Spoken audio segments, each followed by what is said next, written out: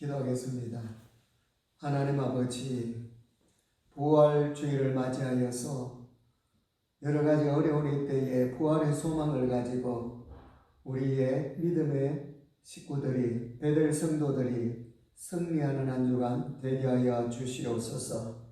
이 시간 이 말씀을 통하여서 각자가 부활의 주님을 만날 수 있는 귀한 축복의 시간 되게 하여 주시옵시고, 이 예배가 온전히 하나님께만 영광이 되게 하여 주옵소서. 예수님 이름 받들어 축복하며 기도 올려옵나이다. 아멘. 아멘. 우리 성도님들 참 반갑습니다. 특별히 부활주의를 맞이하여서 요한복음 20장 19절에서 23절까지 부활하신 예수님이라는 제목으로 말씀을 드리도록 하겠습니다. 우리에게 가장 귀한 것은 바로 부활입니다. 부활해서 영원한 천국에서 우리가 영생하는 것 아니겠습니까? 이 방송 설교로 우리 성도님들을 계속 만나고 있는데, 하루속히 본당에서 같이 얼굴을 뵙고 예배 드렸으면 좋겠습니다. 오늘 제목 말씀처럼 부활하신 예수 그리스도, 성경에 보면은 부활의 예표에 대해서 참 많이 나와 있습니다.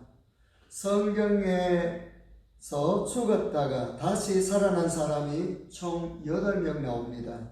구약에 3명이고 신약에 5명 나옵니다. 구약에 보면은 엘리야가 사르밧 과부의 아들을 살려냅니다. 그리고 이 엘리사는 수넴 여인의 아들을 살려냅니다. 그리고 신기한 것은 어떤 사람이 사망했을 때에 엘리사의 묘실에 장사하는데 엘리사의 뼈에 그 시체에 닿자 말자 다시 살아났었습니다. 그래서 구약에는 3명이 다시 살아났고요. 신약에는 5명인데 예수님이 3명을 살려냈습니다. 집에서 회당장 야요의 딸을, 성문에서 과부의 아들을, 그리고 무덤에서 죽은 지 4일이 된 나사로를 살려냈죠. 그리고 이 베드로는 도르가, 다른 말로는 다비다를 살려냈고요. 사도 바울은 유두고를 살려냈습니다. 이 모든 메시지의 목적은 장차 되어질 우리의 부활에 대한 예표라는 말씀입니다. 특별히 나사로는 죽은 지 4일이 되었기 때문에 몸의 상태가 썩어서 냄새납니다.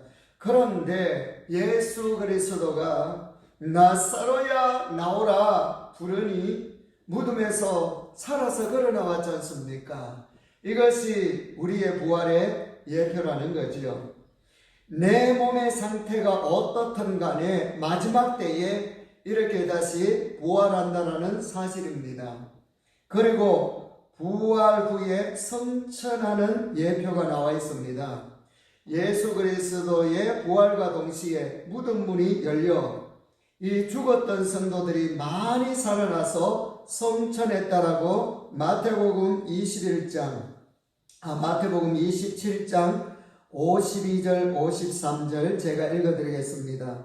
무덤들이 열리며 자던 성도의 몸이 많이 일어나되 예수의 부활 후에 그들이 무덤에서 나와서 거룩한 성에 들어가 많은 사람에게 보이니라.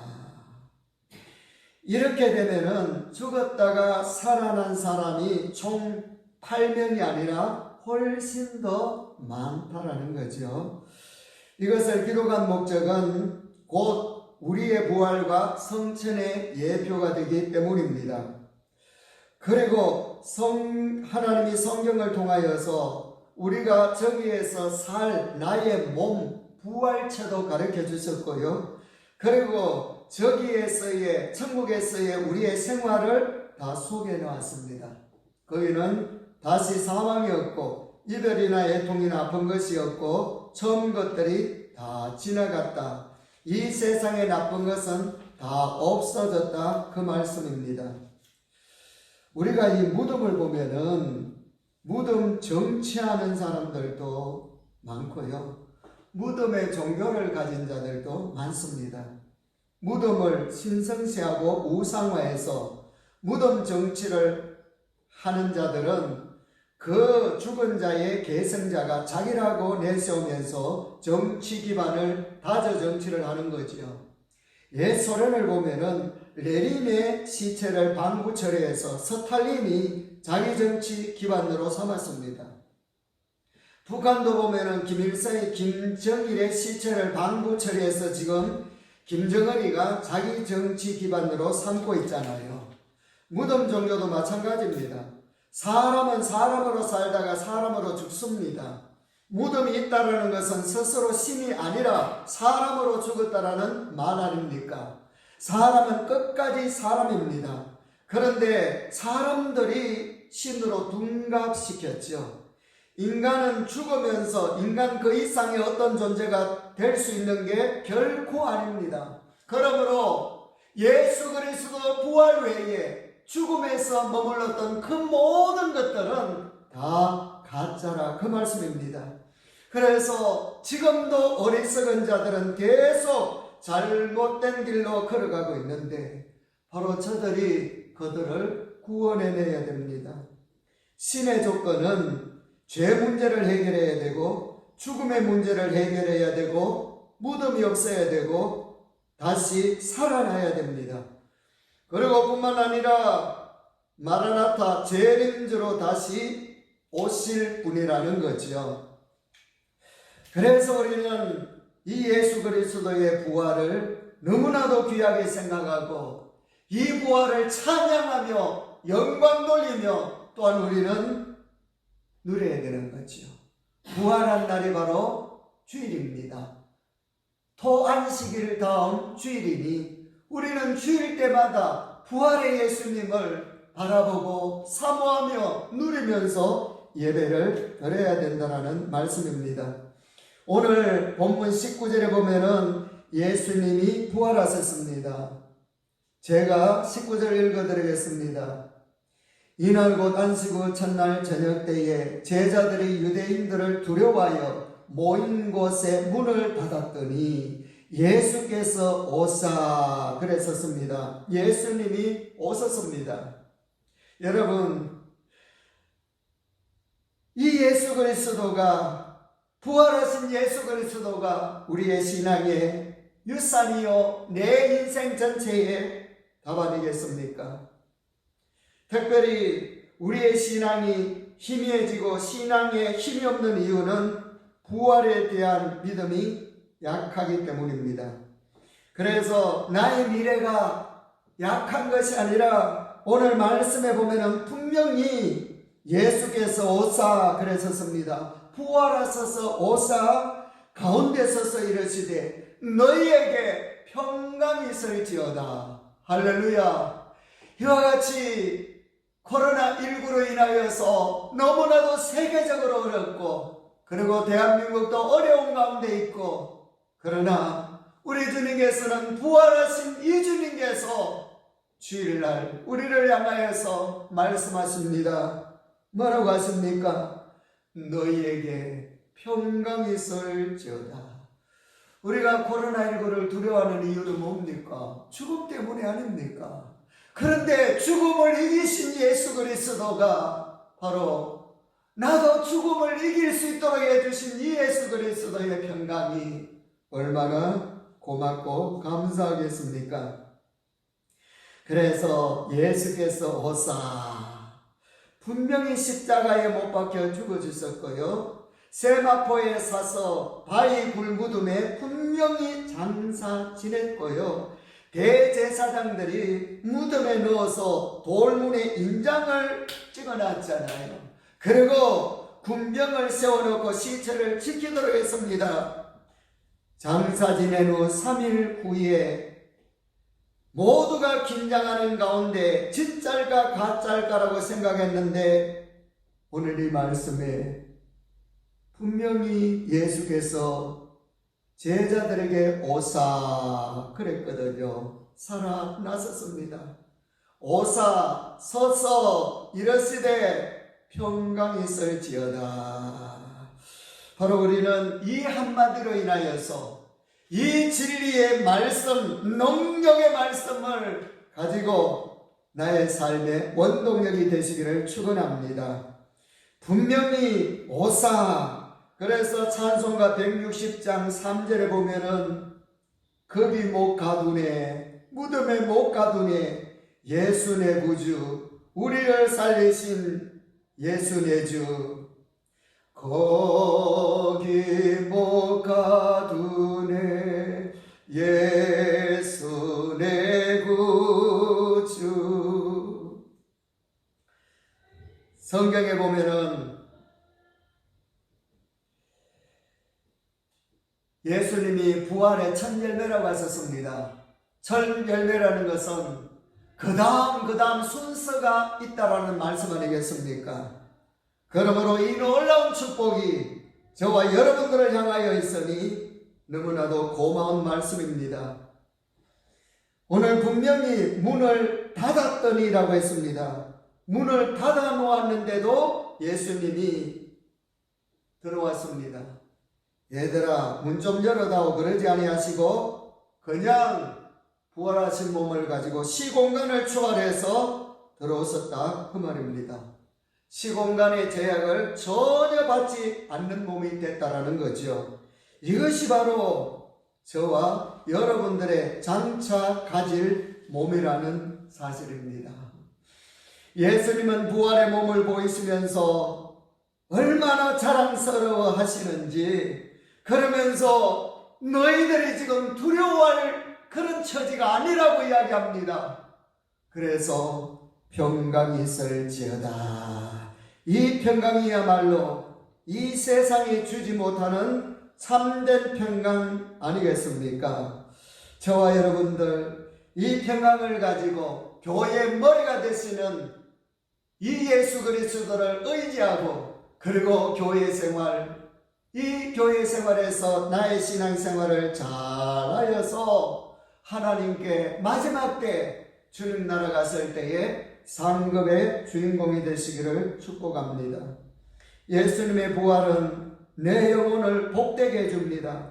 어느 것 하나라도 예수 그리스도의 부활로 인하여서 받지 못할 축복은 없다라는 거지요. 그래서 예수님께서 내가 곧 길이요 진리요 생명이라고 했었고, 그리고 나를 떠나서는 너희가 아무것도 할 수가 없다라고 했으니 예수 그리스도께만 붙어만 있어도, 예수 그리스도만 온전히 믿기만 해도 우리는 영원한 천국의 주인공이 됩니다. 저와 여러분, 날마다 예수 그리스도의 십자가를 묵상하고 부활을 생각하면서 나의 신앙의 엔진이 되시고 원동력이 되셔서 어떤 환경과 어떤 그런 내 앞날에 어려움이 닥친다 할지라도 신앙으로 굳건히 나아가게 되시기를 축원합니다. 그래서 19절에 보면은 너희에게 평강이 있을지어다. 그러면서 20절 하반절에 보고 기뻐하더라고 했거든요. 이날이 바로 주일날 아닙니까? 안식 후 저녁 때에, 안식 후 첫날 저녁 때에 주일 아닙니까? 그러므로 주일날마다 우리에게는 평강의 날이요, 그 다음에는 기쁨의 날이요, 그 다음에는 또 21절에 보면은 예수께서 또 이르시되 너희에게 평강이 있을지어다. 또 평강의 날이죠. 그 다음에 22절에 보면은 성령을 받으라. 성령 충만한 날이 주일날이라 그 말입니다. 부활의 신앙을 다시금 우리는 외워가면서 온전히 주께 모든 것을 맡기며 말씀을 믿고 기도하며 우리는 성령 충만한 그런 주일날이 되어야 되겠습니다. 그래서 여러분, 이렇게 해서 우리 주님께서는 우리를 위하여 주일날 예배 드리도록 해주셨으니 얼마나 고맙습니까? 그래서 우리는 예배를 정말로 우리 주님이 원하는 예배를 드려야 됩니다. 내 마음에 맞추어서 내 마음에 들도록 그런 예배가 아니라 우리 하나님께서 우리 예수 그리스도께서 원하시는 진리의 말씀과 성령으로 예배를 드려서 하나님께 영광을 돌려야 되더라, 그 말씀이십니다. 여러분, 부활의 신앙을 가지면은요, 죽음 앞에서 여유를 가집니다. 헬기를 4명이 타고 있었는데 이 헬기가 갑자기 고장이 났습니다. 그런데 거기에 낙하산은 3개밖에 없었다고 합니다. 거기에 4사람이 탔는데 과학자와 학자와 목사와 학생이 탔습니다. 제일 먼저 과학자가 하는 말이, 저는 나라에 할 일이 많아서, 그러면서 낙하선을 잡고 바로 뛰어내렸습니다. 학자도 마찬가지입니다. 저는 나라에 할 일이 많아서, 그러면서 낙하선 하나를 가지고 뛰어내렸습니다. 이제 여러분 몇 개 남았습니까? 낙하산 하나밖에 남지 않았습니다. 이때 목사님께서 하시는 말씀이, 학생, 나는 죽어도 천국에 가니 괜찮네. 낙하산으로 학생이 뛰어내려. 이때에 학생이 하는 말, 목사님, 저와 목사님은 살았습니다. 저 2분 과학자와 학자는 저의 배낭을 가지고 뛰어내렸습니다. 여러분 어떻습니까? 죽음 앞에서 여유를 우리는 이 목사님처럼 살아야 되지 않겠습니까? 뿐만 아니라 이번 코로나19 때에 이탈리아에서 화제가 된 일이 있었죠. 병원마다 감염자들이 10명, 20명, 50명, 100명이 막 들어오니까 의사가 할 수 있는 일이 치료가 아니라 겨우 라벨을 붙이는 일이 의사의 일이 되었다는 거죠. 그 사람들을 어떻게 치료할 수도 없고 약도 없고, 그래서 의사는 ABC급을 하면서 이 라벨을 붙이는 그 정도밖에 할 수가 없었습니다. 이러니 그 분위기가 죽음이 보이고 죽음이 진행되니까 아수르장이 되면서 전쟁터가 된 거지요. 그런데 어느 병원에 75세 되는 목사님이 감염이 되어서 성경책을 가지고 입원을 했었습니다. 그러면서 입원하자마자 복음을 전하면서 천국 소망을 주기 시작했습니다. 젊은 의사들이 이상한 사람으로 봤다라는 거죠. 저 이상한 노인네, 저 이상한 사람, 그렇게 본 겁니다. 그런데 놀라운 것은 분위기가 확 달라졌습니다. 죽음이 보이는 그곳에 소망의 환경으로 바뀌고 기쁨과 웃음의 환경으로 바뀌었지요. 이 모습을 보던 의사들이 자신들의 한계와 무능함을 보면서, 의사의 한계가 여기였구나, 사람의 지식의 의학의 한계가 여기였구나, 그러면서 예수 그리스도를 영접을 했습니다. 그 가운데 38세 된 의사가 신문에 낸 기고문에 이런 내용이 있었습니다. 우리 병원에 예수 그리스도가 하나님이 필요함을 저는 이제 깨달았습니다. 그리고 저도 예수 그리스도를 믿습니다. 여러분 어떻습니까? 정말로 예수 그리스도의 부활의 신앙을 가졌을 때에 죽음의 현장에서도 우리는 얼마든지 힘과 용기를 가지고 믿음을 가지고 승리할 수가 있다는 겁니다.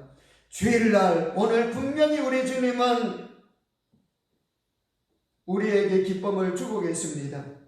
20절에 이 말씀을 하시고 손과 옆구리를 보이시니 제자들이 주를 보고 뭐라고 했습니까? 기뻐하더라. 이것이 바로 주일 때의 나의 모습이요, 바로 이 예수 그리스도의 그 장자국, 그 모습을 보면서, 못자국을 보면서 우리는 영광을, 찬양을 하나님 앞에 드려야 되겠다, 그 말씀이십니다. 손과 옆구리를 보이시니 제자들이 주를 보고 기뻐하더라. 부활하신 주님을 보고 너무나도 기뻐했더라, 그 말입니다. 오늘 특별히 우리 주님께서는 많은 쪽에서 바로 보이고 계셨습니다. 18절에 막달라 마리아가 가서 제자들에게 내가 주를 보았다. 20절에 보이시니 보고, 25절에 다른 제자들이 그에게 이르되 우리가 주를 보았노라. 27절에 도마에게 이르시되 내 손가락을 내밀어 내 손을 보고 내 손을 내밀어 내 옆구리에 넣어보라 그랬었습니다. 여러분, 바로 이것이 우리에게 주시는 은혜요 축복이십니다. 그래서 28절에 도마의 고백이 나옵니다. 도마가 의심하던 도마였는데 대답하여 이르시되 나의 주여 나의 주님이시여 나의 하나님이십니다. 여러분, 정말로 우리는 이러한 믿음으로 이러한 신앙으로 바로 부활의 주님을 의지하고 날마다 내 삶에서 승리해 나가게 되시기를 축원합니다. 그러므로 천국을 부활을 마음에 담고 우리는 하루하루 믿음의 신앙의 진보를 보이는 저와 여러분 우리 베델 모든 성도들이 되시기를 축복합니다. 기도하겠습니다.